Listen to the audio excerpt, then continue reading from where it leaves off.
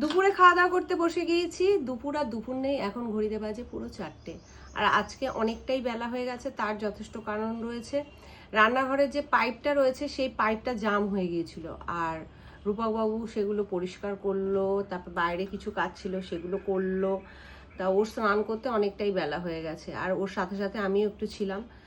না থাকলে ও একা পারতো না, মানে আমি বলে বলে দিয়েছি, মানে আমি কিছু করিনি, আমি বলে বলে দিলাম আর ও করলো। তা ওই কারণে এত বেলা। তা চলো আজকে দুপুরের মেনুতে কি আছে সেটা একটু দেখিয়ে দিই। আজকে দুপুরের মেনুতে রয়েছে ভাত, আর এখানে রয়েছে সজনে ফুল আলু দিয়ে পোস্ত দিয়ে একটা ভাজা। এখানে রয়েছে ছেলের জন্য পনির আর সয়াবিন ফ্রাই, এটা হাফটা খেয়েছে আর হাফটা রাত্রের জন্য রেখে দিয়েছে। আর এখানে আমাদের জন্য রয়েছে দেখো সয়াবিন আলু দিয়ে একটা রসা, আর রয়েছে মুগ ডাল, মানে ধনেপাতা আর দিয়ে মানে কি জানো লাউ, লাউ দিয়ে ধনেপাতা দিয়ে একটা মুগ ডাল। আর এখানে রয়েছে একটু স্যালাড। ঠিক আছে, এই হচ্ছে আজকের দুপুরের মেনু।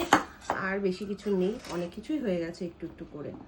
তা চলো খাওয়া দাওয়াটা সেরে ফেলি, কারণ অনেকটাই বেলা হয়ে গেছে।